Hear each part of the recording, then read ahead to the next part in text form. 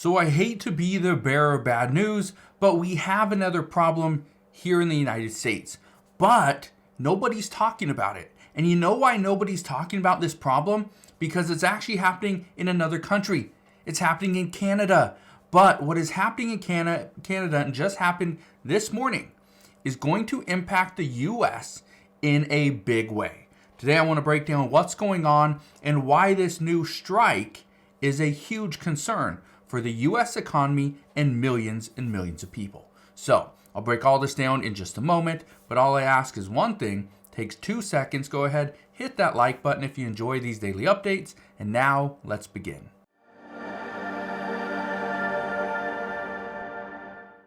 Okay, did I just say another strike? Yes, I did. And this has nothing to do with Boeing. Okay, this is all in Canada. Look at this right here. It says labor strikes shut down operations at Canada's container ports from east to west coast, with U.S. trade left in limbo. Now, I want to read a couple of key points here because we've experienced this before and it took months for the U.S. to recover. Look at this right here.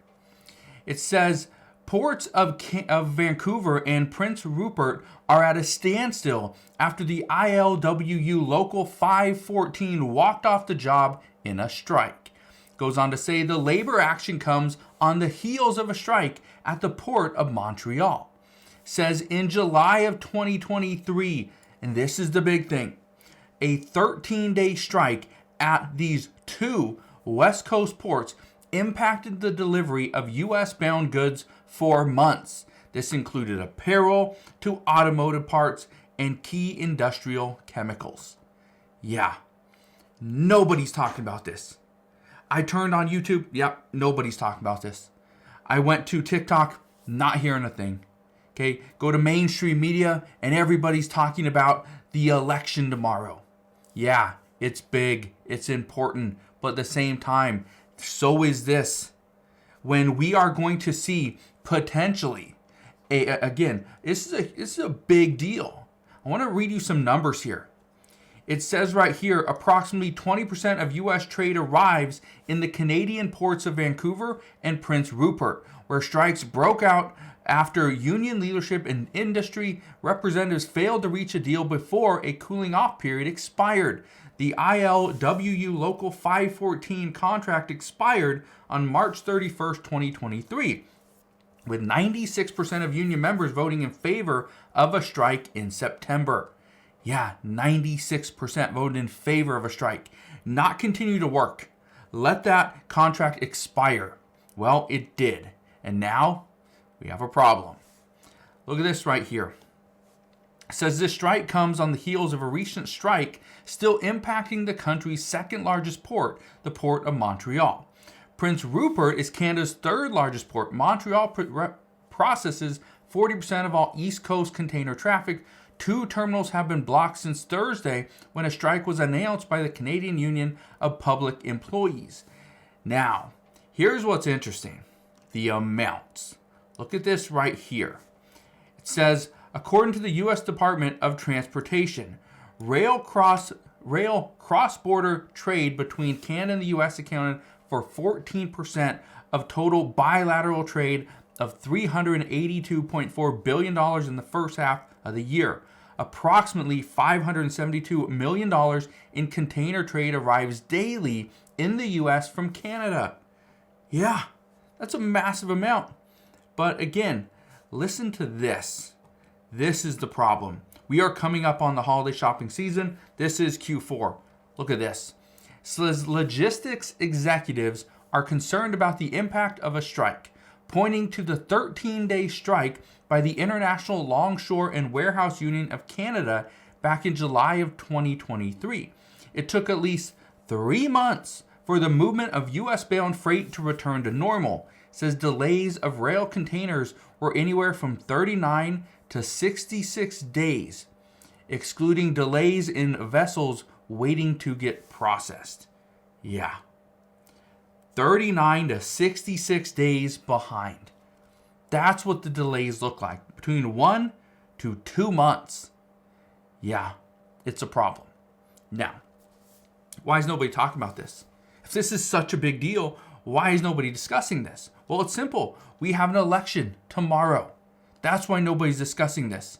If this were to happen in 2 weeks, or this happened a week ago, everybody's on this. Okay? There's reports on YouTube. There's reports on TikTok. There's reports on mainstream media. But right now, the United States is focused on the election. Who's going to be the next president? Who's going to control the House and the Senate? Will Republicans have the majority? Will Democrats have the majority? Will somebody have full power? We don't know. All we know right now is there are problems. Now, I want to show you a few things. Look at this right here. It says imports have surged as retailers replenish their inventories early, anticipating potential labor disputes, including the recent U.S. East Coast strike, which resulted in trade diversions and ongoing changes in trade routes caused by the Red Sea attacks and avoidance of those waters by global shippers. Keep in mind, the East Coast shipping crisis we're not out of the woods yet. We are not out of the woods. That got an extension. Okay, that was extended. We still have a crisis on our hands, but they pushed that back. Look at this.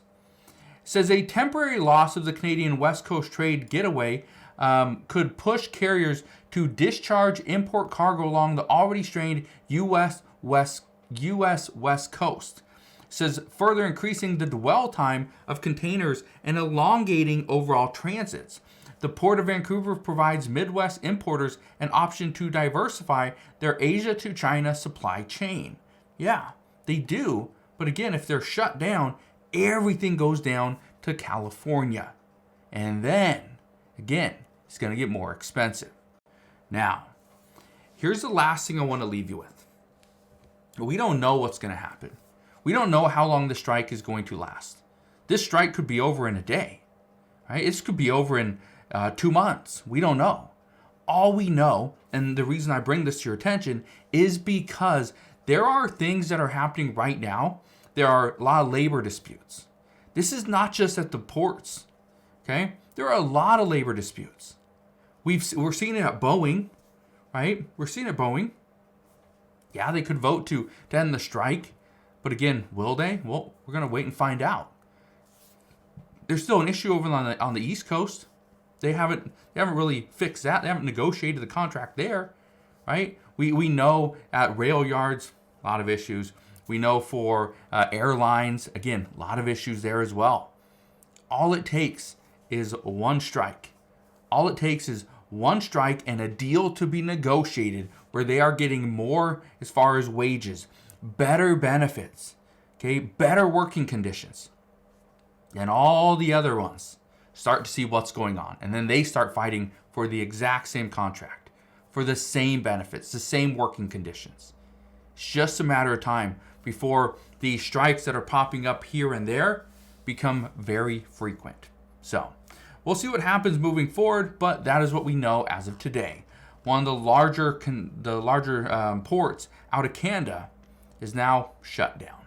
So as we get more information on this, I promise I will bring you all the latest news and updates. But as of today, that is what we know. So again, thank you guys for watching. Consider subscribing, and I'll see you guys on the next one.